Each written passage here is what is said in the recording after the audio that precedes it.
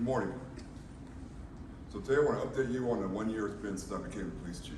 It's been a good year for the Atlanta Police Department. Of course, we've had our ups and downs like all police departments have. But I'm going to go over some things and just highlight you of some of our accomplishments. And we're also going to talk a little bit about the Carver Shore shooting after. So my priority as chief, my goal for the department was to reduce violent crime and also build neighborhood relations. So my belief in reducing violent crime is that everyone should feel safe in their neighborhood, no matter where you live. You want to sit on your porch at night, you should be able to sit on your porch at night. How I do that is by proactive policing. We've increased our units, increased our presence in the neighborhood, and through intelligence-led policing, we've reduced criminals on our streets. When you're doing that, I also believe you need to build neighborhood relationships.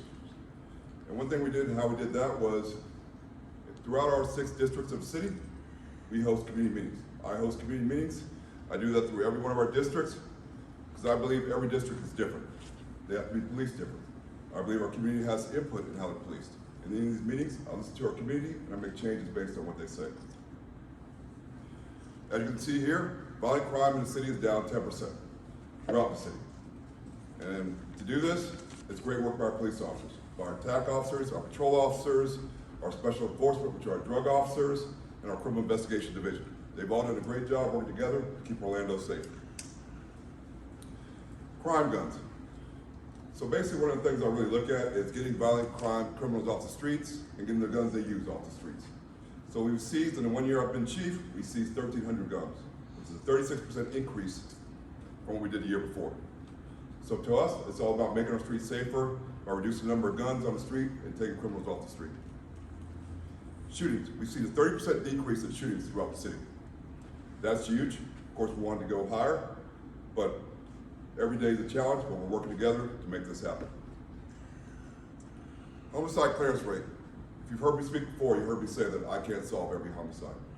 But what I can do is work to bring closure to the families and the friends and the loved ones of those who are murdered. So as you see here, we were 37% solve rate when I started. We're up to an 84% solve rate, which is a great accomplishment by our homicide detectives. They're doing great work. One of the units I brought back was our patrol TAC units. They were disbanded a few years before I became chief, and I brought those units back. Their whole focus is focusing on violent crime. They are here to reduce criminals and take criminals off the street. As you can see, they've done a great job. They've made over 1,400 arrests. They've taken 425 crime guns off the street, and they're also doing other things. They've seized 160 stolen vehicles. Our special enforcement division. These are our drug units. These are our fugitive squads. They've made almost 900 arrests in the last year. They target the worst of the worst, and they make a change in our community. And one of the changes I made with our drug units, before they were focused on pretty much any drug dealer that would deal with them and they could arrest. Now we're focused on violent criminals. It's all about the ones that are doing violence against each other, the gangs, anybody who's doing criminal activity or committing violent acts against another gang. I don't care if you're out there selling a couple of dime bags of cannabis. If you're doing it in a violent way, we're targeting you. And that was a major change for us, and we've had great success doing that. Our training has changed substantially in the way we train our officers. Every year we go through active shooter training or active assailant training to make our officers better for that one day when some major shooting happens. We focus on de-escalation training, and we focus on crisis intervention training. 80% of this department is crisis intervention trained. That's a huge number. All of our patrol is crisis intervention trained. So it's a big number because we really need different ways to deal with people who are in mental crisis, and it works very well for us. And we get, there's ways we need to talk to people and bring them down from the situation they're struggling with to make things safer for everybody. Recruiting. Recruiting for any police department is always a major challenge. As you can see, we've been somewhat successful. We've hired 133 new officers in the first year I've been in charge. It's a great accomplishment. What we fight with, of course, is attrition. We have a good retirement program, so as you can imagine, a lot of people change fields and go into different jobs and leave, but we're trying to overcome that, and we expect to have another big year of hiring. Our neighborhood patrol unit, their focus is community outreach and community relations. They've served over 15,000 residents throughout the year and attended over 131 neighborhood meetings. They also have a second job. They work proactive investigations. They've made almost 200 arrests and taken 24 crime guns off of our streets. So they're doing a great job. So community relations meetings, just like I touched on, we host meetings every quarter. and that's the one promise I made to the community. I will be out there every quarter hosting meetings throughout all 6 of our districts. We do that. We have our October meetings coming up, and that's one promise I'm always going to keep, because I think once you lose touch with the community, you've lost touch as a chief and as a police department. You need to have a close relationship with the community to hear what they're saying. One of the things that came out of this meeting was in the Paramore meeting. They felt that they were underserved by the TAC units, because that's the one area of the city that does not have a TAC squad. So in our October budget, we added a TAC squad. The Paramore Bike Unit was responsible for handling the Paramore community, but one of their roles changed was at 10 o'clock at night on Fridays, Saturdays, Sundays, they go downtown to assist. So they were basically leaving the Paramore neighborhood policed by a specialized unit. So we added a TAC unit that will basically focus on the Paramore area, which will help out with the Paramore residents and make them feel a little safer. Now, the one thing I also do, I also try to attend as many HOA meetings as I can. And we also, as a police department, we host neighborhood watch meetings. We hosted 70 in the last year. So just like the city, OPD has to grow. So we looked at, in our new October budget, we added a number of different units that have a number of different roles. Of course, I just talked about Central TAC Squad, which will help out our Paramore residents, our School Resource Relief Squad. So what this does for us is 7 officers that basically will help out the SROs that are currently working. We have about 70 SROs, and this will be a relief squad. So if an SRO calls in sick right now, a patrol officer will have to go out there and take care of the school, which leaves one of our districts uncovered.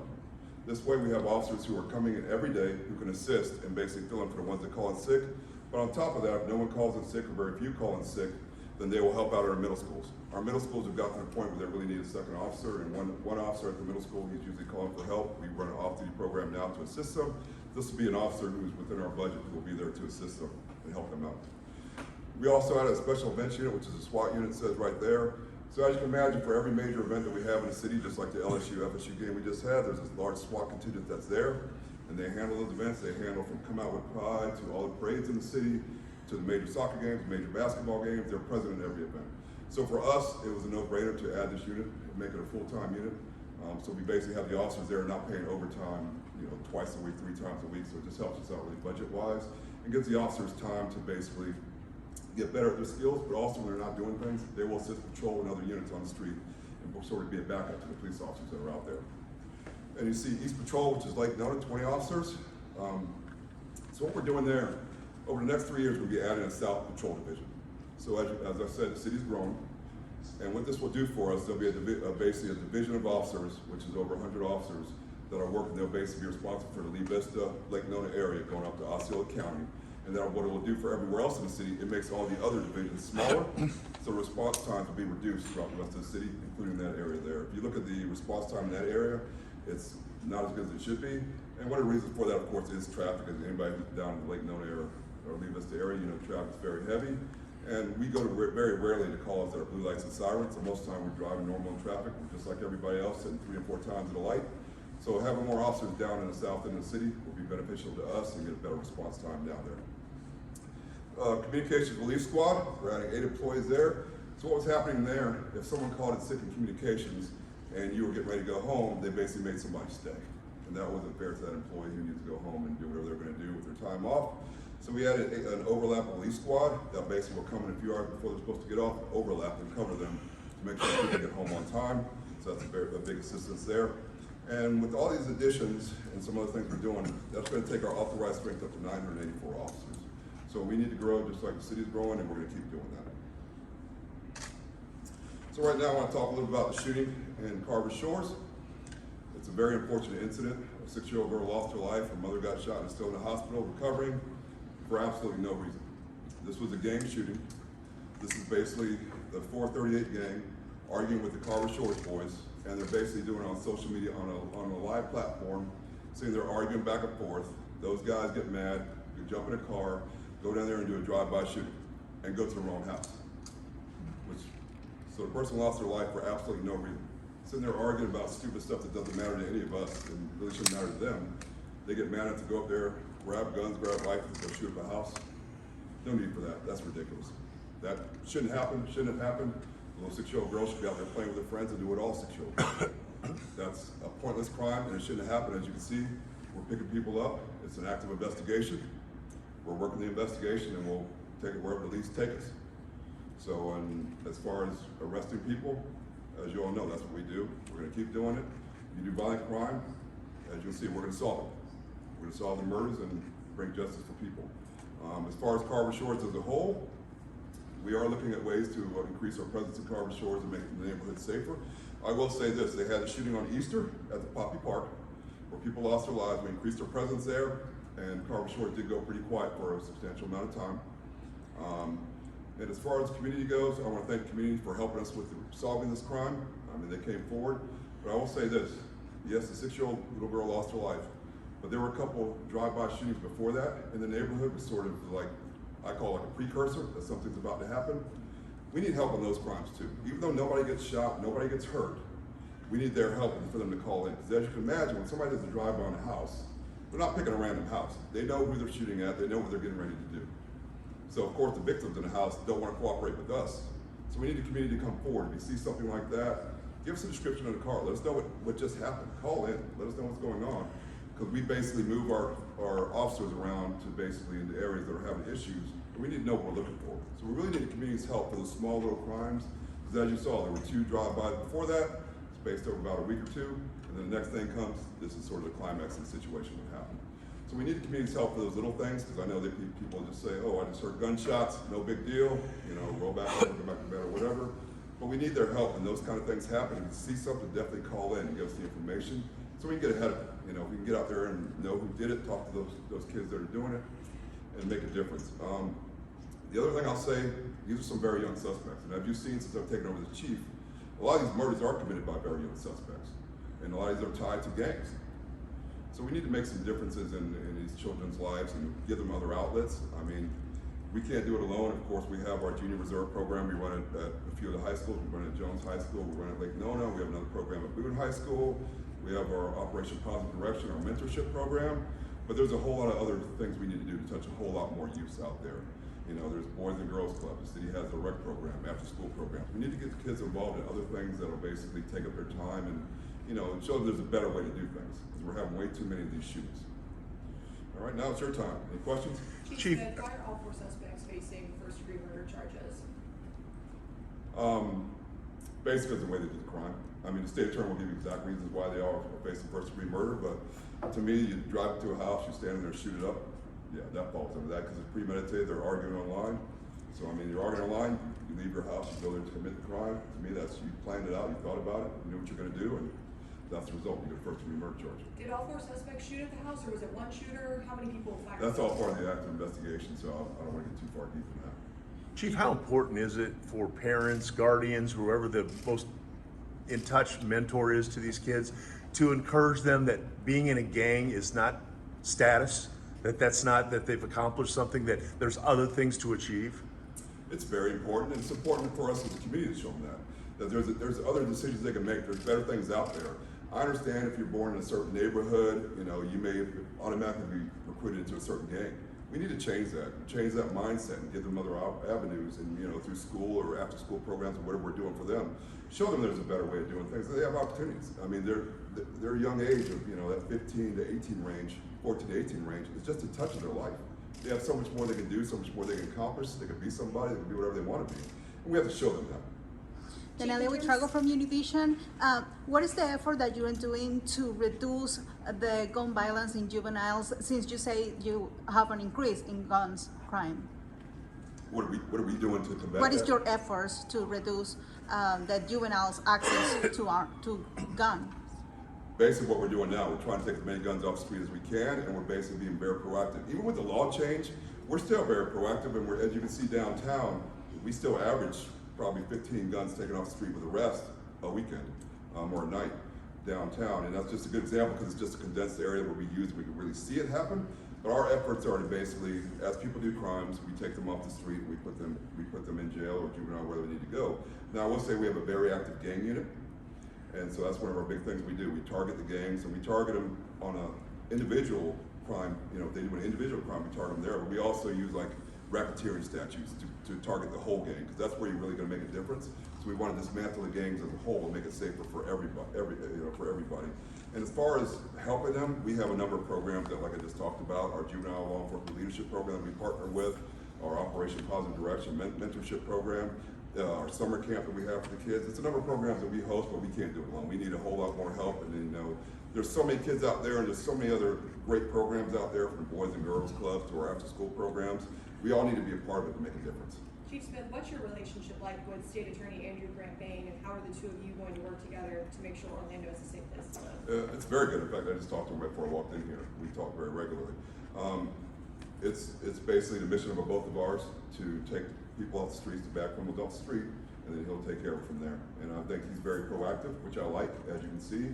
We've had meetings with him since this murder happened. And he's very proactive in wanting to see people who, see justice served in a lot of different ways. One of the biggest things for me, it's just a lot easier when somebody's proactive in trying to help me and be there for me to assist us in our efforts, and know that, hey, I saw you arrested this person, for this kind of crime. What do you need from us? It just makes it a lot easier, and from my view, just knowing that there's going to be some sort of prosecution at the end in the criminal justice system is very rewarding.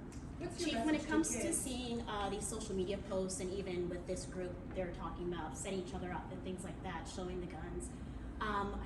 What can you guys do in terms of actions, but also limitations when it comes to these conversations before some of these events happen? There's a lot of limitations for us as a company, these discussions that these gangs have, and as I said, they use live platforms. Right. So it's not like they're just posting, here, look at my guns on this thing, and we go look at it later and be like, oh, this guy's got a lot of guns. A lot of it's live platforms where they're arguing with each other, and unless somebody lets us know, like inside the little closed conversation, that something's about to happen, we have no idea, and that's why we need people to reach out to us and let us know. Maybe that one kid who's sort of on the outskirts who's watching all this says, oh, this is gonna be bad, they're gonna go shoot up this neighborhood. Let me let somebody know. That's what we need, because unfortunately, with technology the way it is, our technology gets better, but their technology gets better 10 times faster than ours do. Once they realize, oh, we're looking at us on this platform, let's go over to this platform over here. So it's always changing. It makes it very difficult for us to do our jobs. The way I look at it is this. I'm all about diversion programs. I'm all about helping our youth and making them, helping them make the right decisions. But once they pick up a gun, then they've crossed the line and it's too far down the track. So I think it's important for us as a police department, as a community, to reach out to the youth and make a difference with the youth. When they're doing the little things, oh, you did a shoplifting, hey, let's get you back on the right path. You stole a car, let's get you back on the right path. But once you're doing violent crimes and hurting people, I really don't see a good return from that. I mean, we may find a way of helping you in the future, but as far as the majority, it's very hard to help you once you start picking up a gun. Chief, it's great that you're having so many community meetings. Over in Sanford, years ago, the chief would actually go door to door to improve relations. Would you consider doing that in Carver Shores? You know how big the city is? Oh, you're saying in Carver Shores. Yeah, okay. I've been walking around the whole city. I was like, come on now. What we do is to make it easier on the residents, so I can see the most number of residents. We have Carver Shores specific meetings, and they actually have a homeowners meeting that I've been to a few times, specifically for the Carver Shores residents.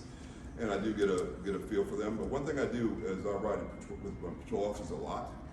So when they check out in Carver Shores, I go there and I stand there and I talk to the residents. They're sitting on the porch. I go over there and have a conversation with them, things like that. It just feels like I get more, I'd say, bang for my buck. When somebody's already out and they see me coming, and coldly, think about, I knock on your door, you're probably not gonna answer the door. So it's just one of those kind of things. I try and see as many people as possible, and especially in neighborhoods that are challenging for us. So those are the kind of things we do to try and get the word out. And once it gets to a point, we may have a specific meeting, but I think I already have a Carver Shores meeting coming next week or two. And also, when it Jason, cameras, are you planning to install cameras in the area that this happened, Harbor Shores? If so, how many? What's the plan? We don't discuss how many cameras or where we put them, just for operation security things. We are looking at adding cameras. I think somebody ran a story on with the commissioner that there's Poppy Park, which we're going to be adding cameras at Poppy Park. That's working with other parts of the city to add cameras. That's one thing we do. We work with other parts of the city who actually control public safety cameras to add those. One thing I'm looking at now is what I want to partner with some of our vendors and some of the companies that we deal with and do a handout of cameras in a few of the neighborhoods, and Carver Shores is definitely going to be one of those. So just handing out doorbell cameras. We get them at either a cheap rate, or we get some people to donate for us, and we use some of our partners to help us with that. But I think that will go a long way in helping with things, because as you can imagine, in a neighborhood like Carver Shores, our cameras are usually, at the end of the streets and things like that nature, just because of the way it is. When you get a whole lot of houses together, we sort of go blind in those areas, but if we had a lot of doorbell cameras, people could share their doorbell footage with us after it happens, it's very helpful to us. The more footage we get, the better. So that's one of the things we're looking at right now is partnering with some people, and probably in the next month or so you'll see me back up here talking about the program, how we're gonna roll it out, how we're gonna get cameras out in people's hands. But my big thing is get the most number of cameras out to people's houses as we can. You know, and the doorbell cameras go along. A lot of people have them, but a lot of people need them. And I'm willing to give them out for free and help people to better protect themselves. Chief, you had mentioned early intervention with kids when it comes to committing crimes like burglaries. So in your years of experience, what tactics have you found that don't work when it comes to intervening with kids that are committing these crimes early on? I think the tactics that don't work is making somebody do something. They have to make a choice. And that's one thing I've seen where things fail time again. You have to be here. You have to do this. You have to do that. We all know kids don't really respond well to that. They need to make a conscious choice to pick a better road. And we just need to give them a lot of offerings that offer a lot of better roads for them to take. And point out the reasons for taking a better road. The advantage they'll get, I mean, getting a job like we all have, something like that, having a future. There's things to point out to them. Let them see what their future can be. You know, I think it's one of the most important things in getting out to the public and doing that is giving them opportunities and showing them opportunities. How are these kids getting their hands on guns? Where are they coming from? Most guns are, and I think most people heard me say this before, most guns are stolen. Most of the guns that kids get their hands on are stolen. They're stolen out of cars, they're stolen out of home burglaries. Most of the rifles come from home burglaries, most of the handguns come from cars. And as you can see, if you watch some of the burglaries that we do, and they'll go to an apartment complex, they'll hit 70 cars in a night. They'll just go there and they're very fast, very efficient. And you can leave your purse in there, you can leave your computer in there, they're not gonna touch it. They go to the middle console, they go under the seat, they're looking for guns. And then basically move on to the next car. They're Chief, looking that- for guns and take guns. That being said, a lot of people carry, a lot of people have guns. In your mind, is it good policy for them to make sure that when they park their car for the evening, to take that weapon inside their home? Yes, that's huge. And if you see any police department social media, we sort of call it the 9 p.m. routine, just reminding people to get the guns out of their car and take them back in their house because it's just so dangerous. I will go a little bit further and say, hey, if you buy a gun, have a gun, you know, may have had a gun forever, record the serial number. There's so many times we go there and somebody will say my gun got stolen, but they don't have a serial number. So basically it just goes in, oh, my Glock got stolen. Oh, okay. We have a serial number, we can put it in stolen and actually look at prosecuting the person who took that gun. Chief, downtown, you guys have done a lot in terms of, like you mentioned, obtaining guns and patrolling that area, especially on weekends. Are you guys currently working or considering doing more of that specifically in areas we know have gun problems, especially with teens? Doing more what? Kind of the setup that you guys made downtown, patrolling on the weekends with security and after the shootings that happened there, doing something similar in areas that we know have gun issues as well. A lot of those things went away when the gun law changed. So like you saw, we had dogs, checkpoints, and all that kind of stuff. But if you think about it now, carrying guns is legal. So a lot of things that we could do before, we can't do anymore. Because you can have a gun, so the dog alerted that you have a gun. That's nice. I mean, it's just one of those things when the laws change, it's sort of limited with what we can do as far as enforcement goes. So we do it the other way. We basically target the criminals and we do enforcement that way and saturate the area of police officers and look for, you know, proactive ways to, you know, get guns off the street. So that's Chief, basically- 3 more questions. Chief, you said the mother and the child were not targets. Does that mean Isaiah Wright was a target? I'm not sure who the target was. Was he part of a gang? Oh, you're talking about the other person who lost their lives? Yes. No, I'm just not really going to talk about what his status is right now. They're still working out his status and what he is. So once we work that part out, then we'll definitely be getting back to you. Chief, in the past, you've declined to name these gangs who are part of these shootings. Why name them now? Because it's got to the point where we have to make a difference and we have to target the gangs individually and we need to target who they are and what they're doing. Because before it was, we weren't sure and there were multiple gangs doing things. Now we know exactly which gangs are doing what and how they're doing it. So we need to target them and bring it to everybody's attention. These gangs are tearing down our community. And they're so specific to certain areas, like the 4th area Pine Hills gang. And then you have the Carver Shores boys, of course, they're Carver Shores. So we're targeting them and looking at them. So they're so specific now, we can target them and we need to make a difference. And do you know if the city CVI program has a presence in Carver Shores? I'm not sure. I mean, as you can imagine, the CVI program is separate from ours, just by design. But I will say any program that reduces violence, we fully support. But that program, just because of how it's made, what it is separate from the police department. All right, one more What is the question. feedback that you receive in these community meetings? Because we receive message too, and the community feel really unprotected by Orlando Police Department. So what is your message for them? My message is come to the meetings, tell me what you feel, tell me what you're thinking, and we're here to protect our community. I think we do a very good job. As you saw, the stats show it. Crime's going down. We're very proactive, and we're going to keep being proactive. We're going to keep making a difference in the community, keeping everybody safe. Thank you.